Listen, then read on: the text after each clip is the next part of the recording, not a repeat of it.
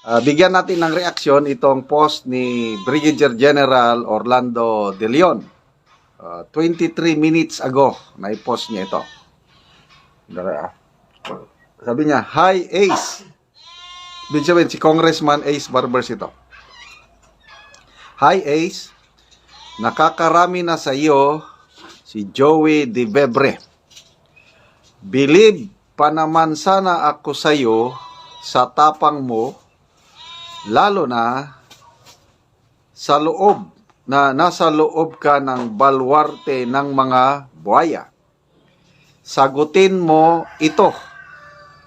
Ipakita mo kay Joey na mali ang mga paratang sa iyo.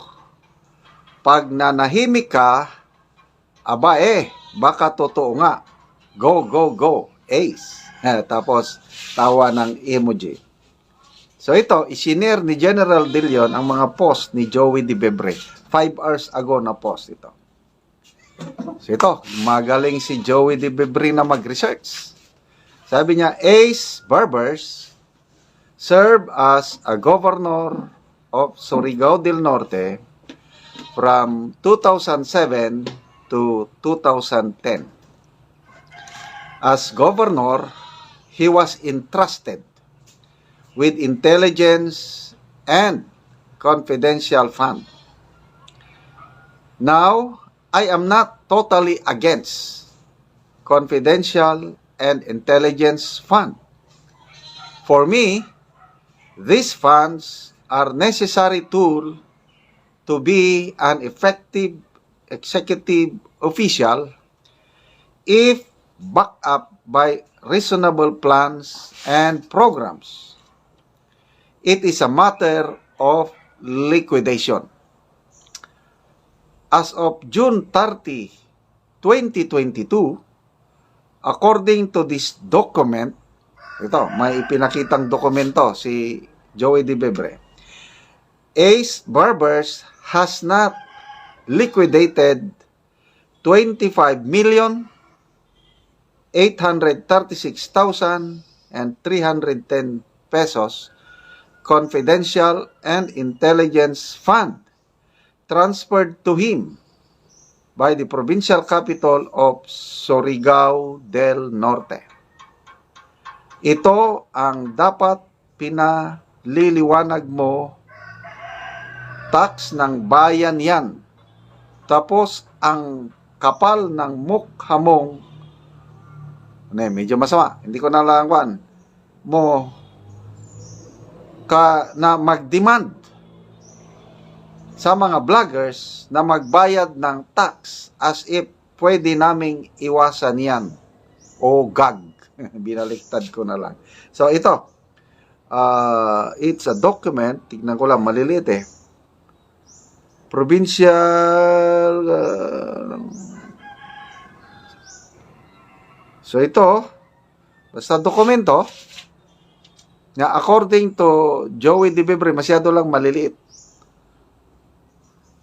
Hindi pa na-liquidate ni then Governor Ace Barbers ang kanyang confidential and intelligence fund. Ulitin ko yung amount 25,836,310 pesos. Kaya, sabi ni General De Leon, patunayan ni Congressman Ace Barbers na mali itong si Joey De Bebre. Magpakita siya ng dokumento rin na nagpapatunay na liquidated na itong amount na ito. So, agree ako doon sa punto de vista ni Joey De Bebre na kailangan ng isang executive official ang intelligence and confidential funds. Kami noon sa military service, ako as a commander, nangailangan din kami, although hindi masyadong malaki, kaya lang malaking tulong sa pagtupad ng aming misyon.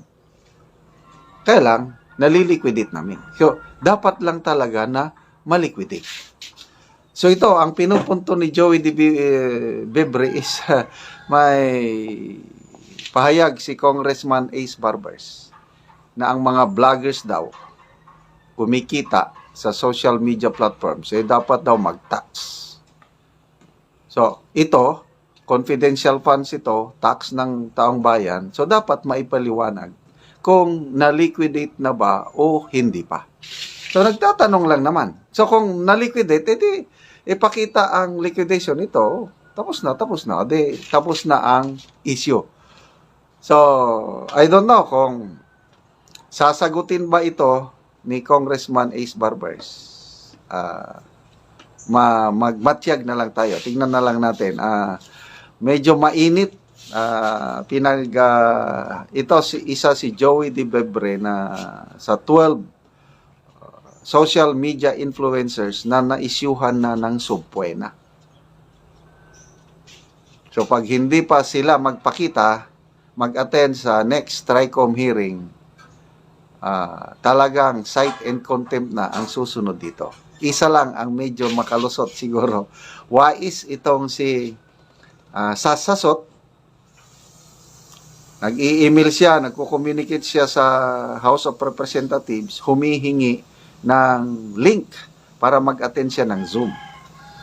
Ngayon, nag-respond na ang committee secretariat, yung TRICOM secretariat na natanggap na nila yung email. Hihintayin na lang ang desisyon ng mga chairperson sa TRICOM kung papayag, may go signal ang chairpersons, papadalhan si Sasasot ng link o maka-attend na si Sasasot sa next TRICOM hearing. Yan, kaabang-abang yan, magkakaroon ng epic showdown, bakbakan to the max. Yan lang, problema, baka ma-cite in contempt si Sasasot na naka-zoom. So, i-cite in contempt nila, paano nila ikulong?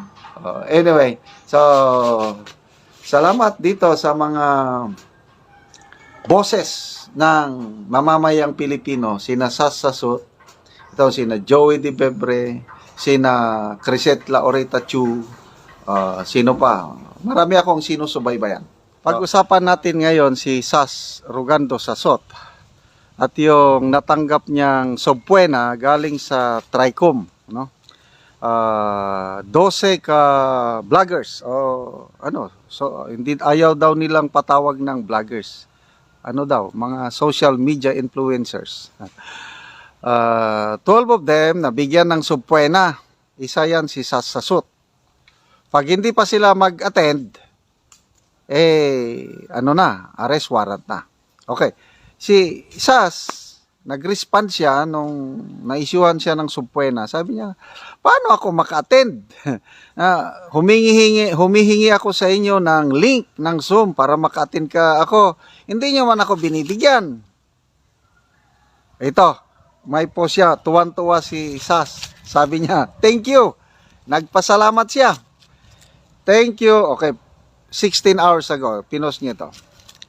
Thank you, TRICOM Committee Secretariat, for finally responding to my emails. Salamat, House of Representatives of the Philippines. So itong email niya is subject, appeal. Appeal to participate virtually in the succeeding committee hearings. So, palaging mag-email si Sas, ngayon lang sumagot ang secretariat ng TRICOM. So ito ang response ng secretariat. Dear Miss Sasot, okay. This is to acknowledge receipt of your emails. We shall inform you once we have received instructions from the chairpersons regarding your appeal to participate virtually in the succeeding committee hearings. Thank you. Most respectfully, Committee Secretariat. Kaya ito na. I don't know kung kailan yung petsa ng third TRICOM hearing. Abangan po natin. Dahil gustong-gusto ni Sasasot na mag-participate virtually, online. Kailangan lang niya ang link para makaparticipate siya. So, ang tanong,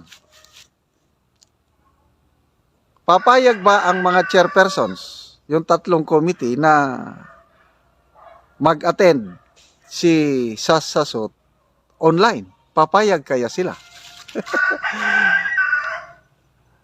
Kasi kung papayag sila, ito na. Exciting, bakbakan to the max. Kasi kung may pinakamatalino o isa sa pinakamatalino na social media influencers ngayon, to me isa na ito si Sas Rogando Sasot. Talagang full of yung pagre-research niya, malalim yung kanyang mga post. Marami akong bagay-bagay na hindi ko alam, nalalaman ko lang dahil sa mga post ni Sas Rogando Sasot. Okay? So, the ball is now on the hands of the TRICOM.